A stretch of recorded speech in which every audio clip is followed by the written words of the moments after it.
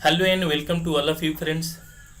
मैंने BPSC mains के paper first पिछले वीडियो में डिस्कस किया हूँ। अब पेपर सेकंड डिस्कस करने जा रहा हूँ, जो 60वीं बीपीएससी 2018 में हेल्ड हुआ था। उसका क्वेश्चन मैं देख लेता हूँ कौन कौन से क्वेश्चन पूछे जाते हैं और क्या क्या पूछे गए थे, और थोड़ा व्यू भी रखूँगा कि कैसे क्वेश्चन को सॉल्व कर सकते हैं। तो चलिए स्टार्ट करते हैं फ्रेंड्स। ये फ्रेंड्स 300 मार्क्स के क्वेश्चन रहते हैं, 3 घंटे के लिए लिखने होते हैं और 8 क्वेश्चन अनिवार्य होते हैं लिखने, जिसमें 3 सेक्शन डिवाइड होते हैं। सेक्शन फर्स्ट से 3 क्वेश्चन एंड सेक्शन सेकंड से 3 क्वेश्चन, तो 6 क्वेश्चन ऐसे हुए। और डाटा इंटरप्रिटेशन आपका सेक्शन थर्ड में आता है, तो उससे 2 क्वेश्चन करना अनिवार्य होता है। तो चलिए एक करके हम डिस्कस कर लेते हैं। 2018 में जो पेपर हेल्ड हुआ था जीएस पेपर 2, उसमें सेक्शन 1 के फर्स्ट क्वेश्चन है, the directive principle of state policy are not mere pious declaration but clear direction for the guidance of a state policy. Comment and show how far they have been applied in practice. बोलता है कि राज्य के नीति निर्देशक तत्व हैं जो डायरेक्टिव प्रिंसिपल आर्टिकल 18 से लेकर 51 तक हैं, वो कहीं इस मेंशन नहीं है कि डायरेक्टली इन्फोर्सेबल नहीं है या जस्टिएबल नहीं है, लेकिन वो किस तरह से मार्गदर्शन का काम करते हैं राज्य के नीति। फ्रेंड्स, जैसा कि हमेशा इलेक्शन होता है हर 5 साल पर, या जो भी स्टेट है सेंट्रल गवर्नमेंट की, तो अपना एक मैनिफेस्टो जारी करती है। मैनिफेस्टो होता है कि वो उसका एक रूल बुक होता है, एक मतलब या वर्क बुक होता है कि हम जब सत्ता में आएंगे तो ये काम करते हैं। तो ये वही सरकार की पॉलिसी होती है, जिसका सरकार आता है तो उसके पहले मैनिफेस्टो जाता है। मैनिफेस्टो ही उस सरकार की पॉलिसी होती है कार्य करने के लिए। तो डायरेक्टिव प्रिंसिपल भी ठीक वैसा ही है, पॉलिसी है जो मैनिफेस्टो होता है पार्टी का, उसको लागू करने का काम करता है। तो एक बोला जाता है कि घोषणा मात्र नहीं होता है, लेकिन इसको लागू करने का मोरल व्यू होता है। जैसा कि हमारे कंस्टिट्यूएंट असेंबली में ऐसी बहस हुई कि हमने फंडामेंटल राइट को जस्टिएबल एंड फंडामेंटल तो बना दिया कि उन्हें इन्फोर्सिएबल भी बना दिया, जस्टिएबल भी, लेकिन डायरेक्टिव प्रिंसिपल को हम जस्टिएबल नहीं बना सकते, नॉट इन्फोर्सिएबल। क्योंकि उस समय क्या हालात थे कि अभी हाल ही में देश आज़ाद हुआ था, सभी स्टेट का अभी रिओर्गेनाइजेशन करना था, एक यूनियन में लेना था, साथ लेना था, सबको यूनियन इंडिया बनाना था। तो इस तरह से सबकी इतने मतलब डाइवर्सिटी थी देश में, और इतने रिसोर्सेज नहीं थे, इकोनॉमी ऐसी नहीं थी कि सबका डेवलपमेंट एक तर्ज पर किया जा सकता है। तो आप डायरेक्टिव प्रिंसिपल डीपीएसपी को आप इन्फोर्सिएबल कर देंगे तो स्टेट हर कर नहीं सकते, क्योंकि उनके पास रिसोर्सेज नहीं है, उनके पास मनी नहीं है कि वो सभी कार्य को लागू करें। लेकिन फंडामेंटल राइट को बनाया गया कि क्योंकि फंडामेंटल राइट हमारा बेडरॉक है। क्यों है bedrock? Directive principle bedrock government के लिए है, लेकिन फंडामेंटल राइट बेडरॉक है हमारे ह्यूमन के लिए, डिग्निफाइड लाइफ के लिए। क्योंकि जब अंग्रेज थे, जब तो उनकी पॉलिसी ऐसी होती थी कि हमारा कोई लाइफ नहीं होता था, राइट टू लाइफ नहीं होती थी। जब रॉलेट एक्ट आया तो देखे किसी तरह लोगों को बिना कारण जेल में बंद कर दिया था, गांधी जी को जेल जाना पड़ा, नेहरू को, सभी लोगों को बिना कारण बताओ में जेल डाल दिया जाता था। लेकिन उस सबको दूर करने के लिए हमारे आज़ादी में एक फंडामेंटल राइट जोड़ा गया। उसी तरह डायरेक्टिव प्रिंसिपल भी एक स्टेट की ओब्लिगेशन है, एक स्टेट की फंडामेंटल है, मोरल है कि आपको नीति निर्देशक तत्व है जो उसको आप फॉलो करना है, तभी तो आप किसी के एक्सप्रेशन को पूरा कर सकते हैं। आप सत्ता में आएंगे, आप कोई कार्य करते हैं, आप चुन कर आते हैं, तो आप लोगों के सत्ता में तभी बन सकते हैं जब आप घोषणा पत्र में जो घोषणा करते हैं उसको फुलफिल करते हैं। तो एक मोरल ओब्लिगेशन होता है हर पार्टी का या हर सरकार का कि वो काम करे सभी लोगों के लिए। तो इस तरह से ये एक मार्गदर्शन का एक निर्देश है और एक घोषणा मात्र ही नहीं है, ऐसा कहा जाता है। और बहुत सारे अमेंडमेंट किए गए और बहुत सारे चेंजेस किए गए, जैसे राइट टू प्रॉपर्टी को लीगल राइट बनाया। क्यों बनाया गया? क्योंकि जमींदारी सिस्टम थी या प्राइवेट पर से जो जमींदारों को पैसा, या नेशनलाइजेशन का स्कीम था जो बैंकों का नेशनलिज्म किया गया। तो इस तरह से ऐसा किया गया ताकि सबका डेवलपमेंट हो, एक इक्विटेबल बेसिस पर सबका मतलब इकोनॉमिक इक्वलिटी के बेस प्रोवाइड किया जाए। तो इस तरह से डीपीएसपी एक घोषणा पत्र नहीं है, बल्कि एक मार्गदर्शन है सरकार चलाने के लिए। तो इस तरह से आप इस क्वेश्चन को कर सकते हैं। और बाकी जो अमेंडमेंट होते हैं, जो बहुत सारे अमेंडमेंट हुए हैं, उनको 42 में अमेंडमेंट हुए हैं, 44 अमेंडमेंट हुए हैं। तो इस तरह जो भी अमेंडमेंट हुए हैं या जो भी डीपीएसपी के लिए बनाने, कामन जो इंटरनेशनल रिलेशन के लिए हो, या वेजेज के लिए वेजेज एक्ट हो, या फैक्ट्री एक्ट हो, तो ये सब चिल्ड्रन जो फोर्स लेवल है उसको बेलिश करने का एक्ट हो, तो ये सारी चीज़ें मतलब डायरेक्टिव प्रिंसिपल में मेंशन किया गया था। तो इस फर्स्ट क्वेश्चन को आप ऐसे लिख सकते हैं। अभी एक सेकंड क्वेश्चन है कि examine the concept of Hindutva, is it against secularism. Friends, Hindutva issue चला था तो 17 में कि मतलब जो सेकुलरिज्म के था उस पर एक डिबेट बहुत चला था, जो हिंदू मुस्लिम का डिबेट भी था, चाहे और भी धर्म को लेकर ऐसा कहा गया कि जो हिंदू धर्म थोपने की कोशिश की जाती है। कुछ आरएसएस की पार्टी के बयान था जो राइट विंग का था।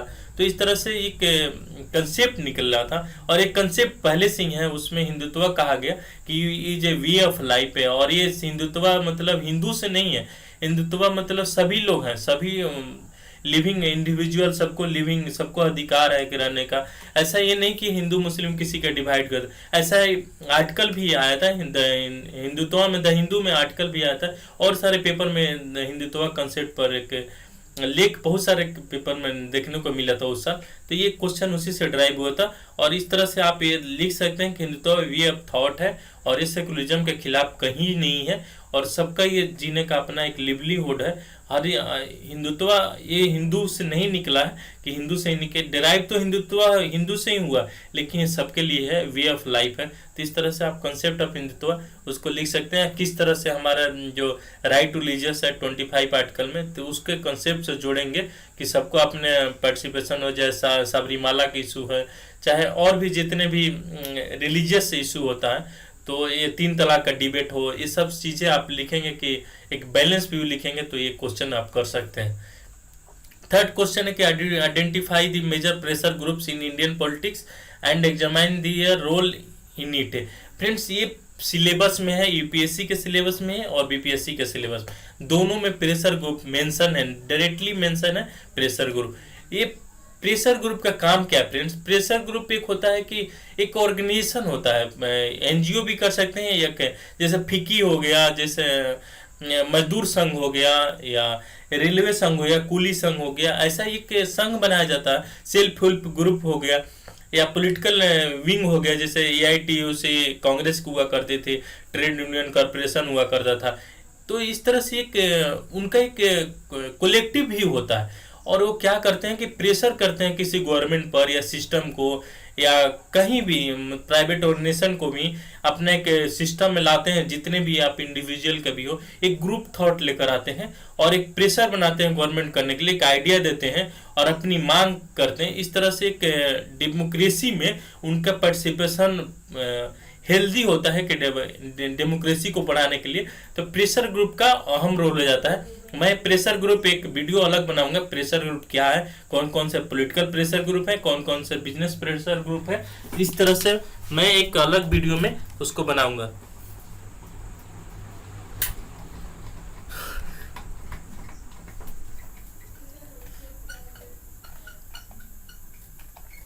क्वेश्चन नंबर 4 है, discuss the power and actual position of governor in Bihar politics.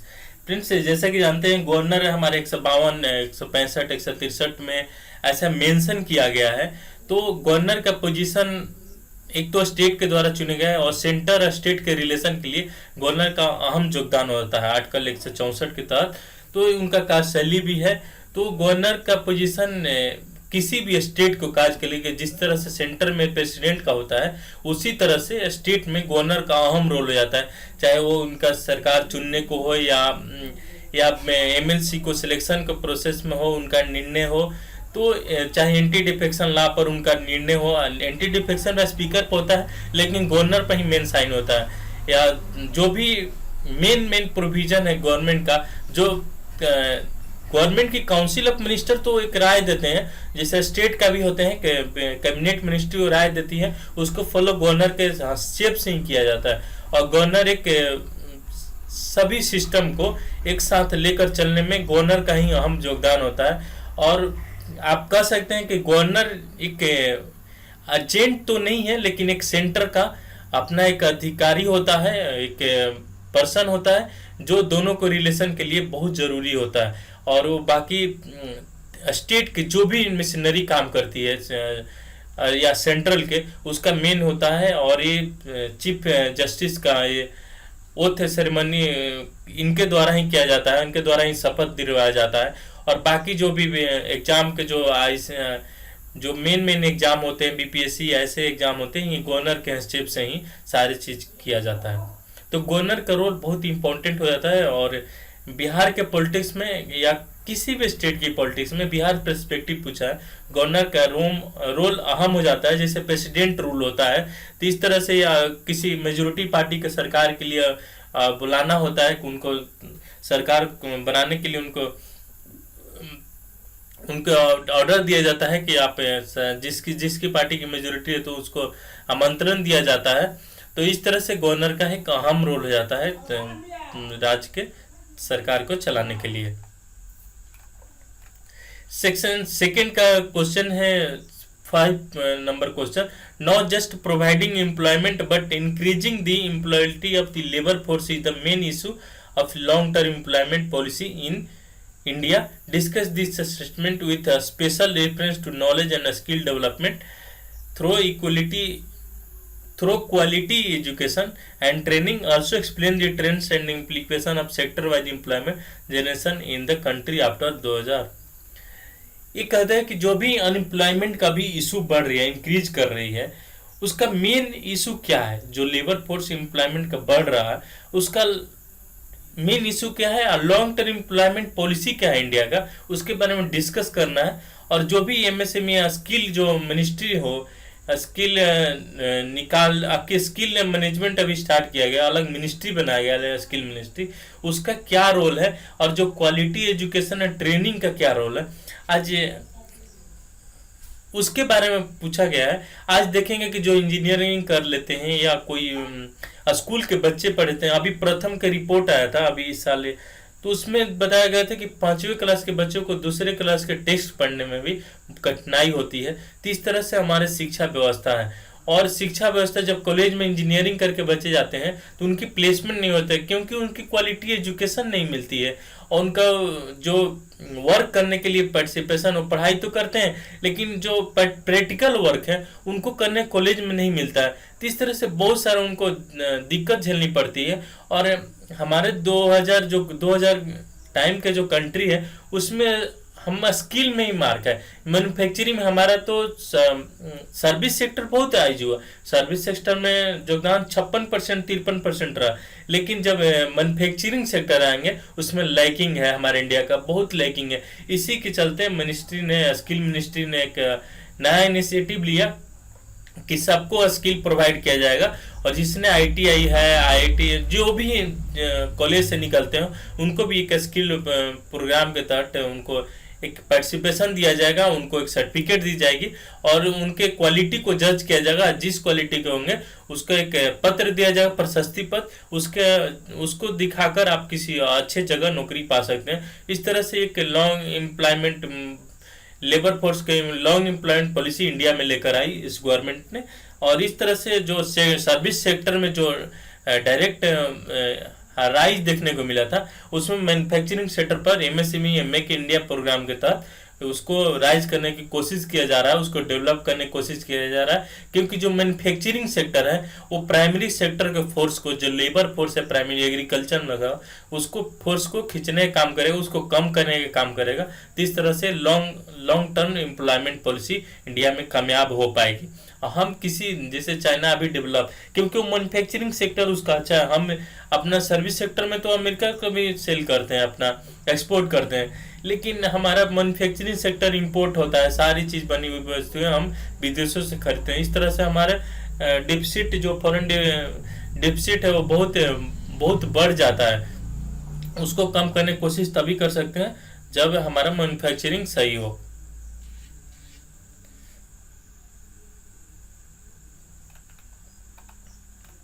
Next question number 6 है, explain the growth and productivity trends of agriculture in India. Also suggest measures to improve productivity and increase farm income in the country. Friends ये question अभी हाल ही में आप देखे होंगे, economy सर्वे में आया कि किसानों का आय दोगुना करना चाहते हैं 2022 तक। तो आप कैसे दोगुना कर सकते हैं? आपका तो एक तो आपका लेबर फोर्स बहुत ज़्यादा है और प्रोडक्टिविटी आपका बहुत कम है इंडिया में। जो आप पर हेक्टेयर प्रोडक्टिविटी देखेंगे तो जितनी भी नेबरिंग कंट्री है उससे भी बहुत रिपोर्ट खराब है, कि उन लोगों से कंपेरिजन में भी बहुत अच्छा नहीं है हमारा एग्रीकल्चर। और जो प्रोडक्टिविटी है बहुत ही लो क्वालिटी की है। तो उसको ग्रोथ करने के लिए जैसे देखे होंगे, अभी सरकार ने क्या सीड्स प्लान लेकर आई, सीड एक्ट लेकर आई, अभी जो नीम कोटेड यूरिया जो डिस्ट्रीब्यूट किया गया, सॉइल हेल्थ कार्ड लेकर आई। तो इस ये क्यों लिया? एमएसपी, बहुत सारे प्रोडक्ट पे एमएसपी बढ़ाया गया। क्यों किया गया? ताकि हमारा प्रोडक्टिविटी हो वो इंक्रीज हो और हमारा जो एक्सपोर्ट हो वो बढ़े। क्योंकि जब प्रोडक्टिविटी इंक्रीज होगा तो ऑटोमेटिक हमारा रिजर्व बढ़ेगा, और ताकि हम एक्सपोर्ट कर सकते हैं तो इकोनॉमी भी हमारा बढ़ेगा। और इकोनॉमी बढ़ेगा तो जैसे फूड सेक्टर की हो चाहे एग्रीकल्चर में और भी सेक्टर हैं, तो उनको डेवलपमेंट होगी तो किसानों को रोजगार भी, इनकम भी ज़्यादा बढ़ जाएगी और सबको रोजगार भी हमेशा मिल जाएगा। जैसे अभी फूड पार्क लेकर बनाने की कोशिश है इंडिया का, एपीएमसी एक्ट लागू किया गया। क्यों? मंडियों में डायरेक्ट आप सामान बेच सकते हैं, कोई भी किसान अपना ऑनलाइन रजिस्ट्रेशन करा सकता है। चाहे टॉप सा स्कीम अभी कहा लेंगे, टोमेटो ऑनियन और जो भी टोमेटो ऑनियन का जो रेट बढ़ जाता है उसको लेकर एक स्कीम लाएगा। तो ये सारी चीज़ें क्यों लाएंगे? ताकि उनको वाजिब दाम मिल सके। क्योंकि क्या होता है कि कभी सीजन में प्रोडक्टिविटी ज़्यादा हो जाता है, बाढ़ के समय क्या होता है प्रोडक्टिविटी लो हो जाता है, उसको आप कोल्ड स्टोरेज में रखेंगे, उसके दाम अगर फिक्स रखेंगे तो किसान को अपने, अगर प्रोडक्टिविटी ज़्यादा भी हो जाती है तो अपना एक एक्चुअल रेट पर बेच देंगे जितना आपका लागत हो सकता है। तो इन सब चीज़ों को देखकर ऐसा गवर्नमेंट ने पॉलिसी लेकर आई, सीड्स एक्ट या सॉइल हेल्थ कार्ड या एमएसपी बढ़ाने की कोशिश की गई। तो ये सारी चीज़ें जो सब्सिडी देने की कोशिश करती है सरकार, ताकि हमारे एग्रीकल्चर को डेवलप किया जा सकते और किसानों को दुगनी आय किया जा सकता है।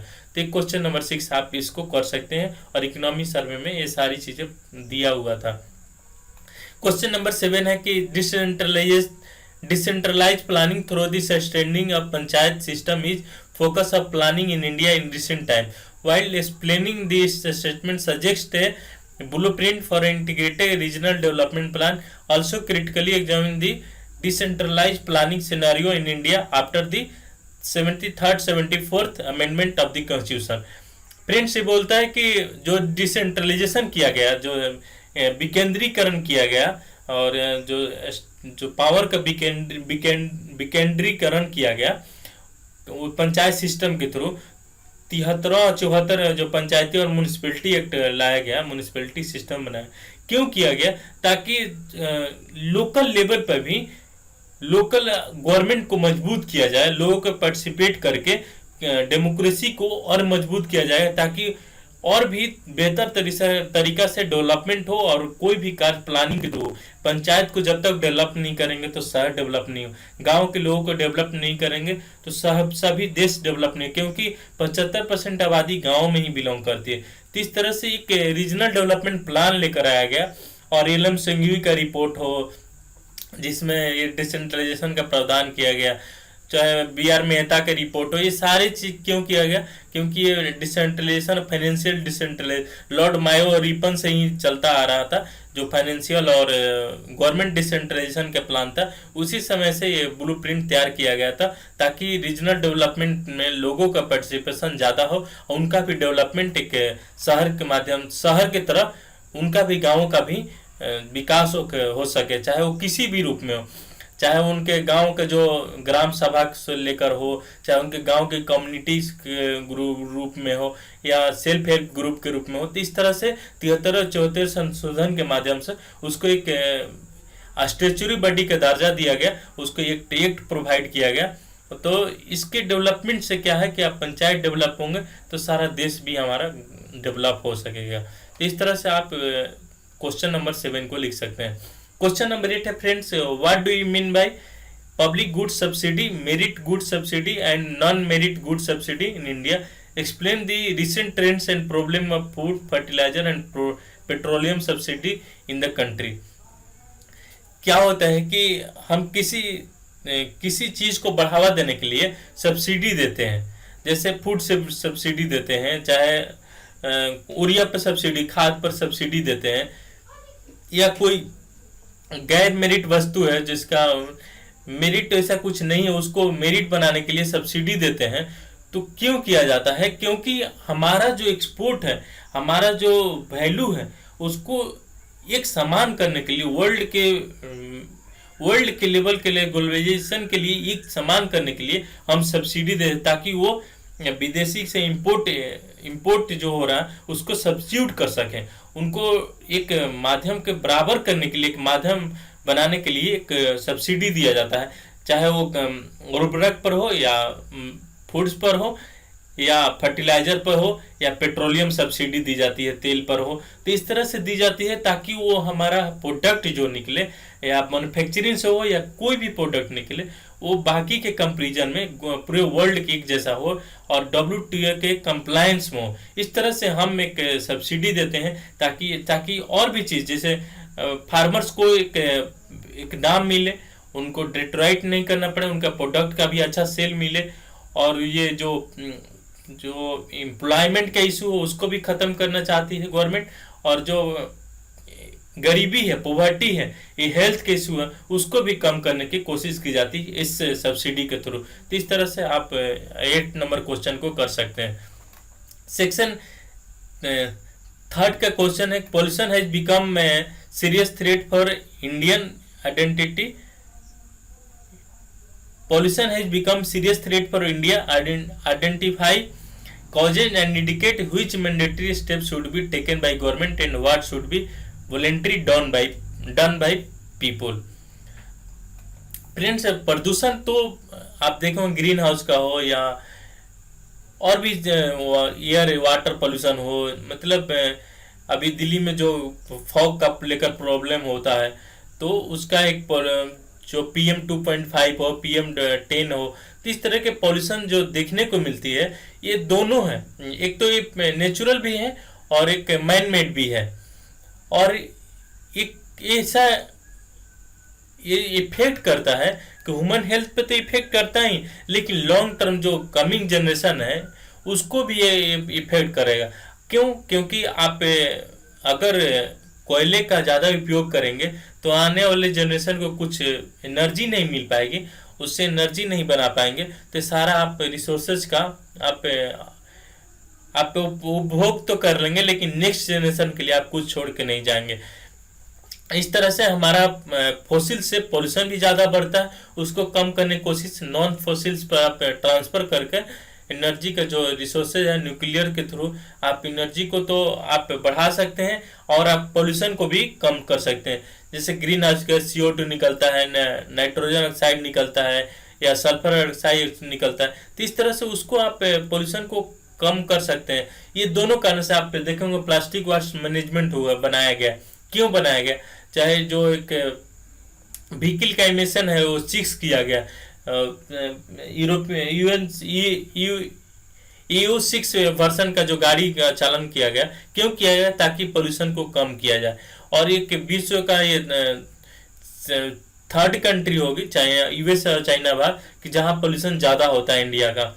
तो उसको आप दो तरह से, एक तो आप एक्ट बनाकर कर सकते हैं, पॉल्यूशन एक्ट। अभी पॉलीथीन पर, सिंगल यूज पॉल्यूशन पर, पॉलीथीन पर बैन, माइक्रोबिट्स पर क्वेश्चन भी पूछती है IPSC, जिस पर क्या है ना कि जो श्रृंगार के जो औरतों की होती है तो उसको एक माइक्रोबिट्स यूज किया जाता है पदार्थ को, और वो ज़्यादा पॉल्यूशन का कारण बनता है। तो इस तरह से आप उसको कम करने की कोशिश करके आप दूसरे चीज़ पर ट्रांसफ़र करके आप इसको कम कर सकते हैं, और जो भी पॉल्यूशन के कारण है उसको आप नॉन फॉसिल फ्यूल यूज करेंगे, और जैसे न्यूक्लियर के द्वारा आप एनर्जी डेवलप करेंगे तो उसको आप कम कर सकते हैं। और गवर्नमेंट को, पब्लिक को भी वॉलेंट्री स्टेज पर आप देखेंगे प्लॉगिंग वो किया जाता था, जो हमारे नदी के किनारे जो भी कचड़े होते थे या कोई भी गंगा की, या उसको दूर करने के लिए प्लान बनाया गया। नदियों से लेकर एयर वाटर सभी तरह के एक्ट लाया गया, NGT को मजबूत किया गया। तो क्यों किया गया? ताकि प्रदूषण पर लगाम लगाया जा सकता है, चाहे वो नेचुरल हो या मैन मेड हो। तो इस तरह से हम दोनों चीज़ों से प्रदूषण को, खतरे को कम कर सकते हैं। क्वेश्चन नंबर 10 है, with growing energy needs should India keep on expanding its nuclear energy programme, discuss the facts and fear associated with nuclear and. Friends, nuclear energy तो एक ऐसा एनर्जी है जिससे पोल्यूशन को कम किया जा सकता है, और इस कम यूज में ही आप बिजली क्या है और भी यूजेज कर सकते हैं इस न्यूक्लियर एनर्जी प्रोग्राम के तहत। इंडिया ने बहुत सारे कुंडकुलम हो या और जो भी जगह इंडिया में है, तमिलनाडु में या महाराष्ट्र में तारापुर हो, तो ऐसे ऐसे न्यूक्लियर एनर्जी प्रोग्राम लेकर आई ताकि हमारे जो एनर्जी का रिसोर्सेज जो जैसे हाइड्रो इलेक्ट्रिक पर हम निर्भर करते हैं, तो उस तरह से बहुत ज़्यादा कॉस्टली पड़ता है। न्यूक्लियर एनर्जी के तहत हम ज़्यादा एनर्जी कम लागत में ही कर सकते हैं, लेकिन खतरा भी है क्योंकि उसके जो प्लांट होते हैं वो इफेक्टिव बहुत ज़्यादा करते हैं, क्योंकि आप ह्यूमन हेल्थ को भी है, जैसे आप देखे होंगे कि भोपाल गैस ट्रेडीज है, तो इस तरह से लीकिंग अगर होगा वहाँ गैस का या न्यूक्लियर फिजन जब होता है तो ये खतरा भी ज़्यादा हो जाता है। और दूसरे कारण होते हैं जो थ्रेट होते हैं, जो साइबर थ्रेट होते हैं, जो कि अभी हाल ही में कोडाकुलम को ही एक लीक कहा गया कि साइबर अटैक हुआ है, उस पर कोई किसी ने विदेशी ने छेड़छाड़ की है, साइबर अटैकिंग हुआ, तो उसको एक तरह से मजबूत करना है ताकि आप इस तरह के डर जो है, चाहे आप वार के समय या दुश्मन देश से उस पर हमला करते हैं या बम अटैक करते हैं, तो उसको भी दूर कर कर इसको आप न्यूक्लियर एनर्जी को बढ़ा सकते हैं। तो ये सारे पॉइंट आप इस क्वेश्चन में लिख सकते हैं। क्वेश्चन नंबर 11 है फ्रेंड्स के, how do you see achievement of ISRO, what are their exciting target.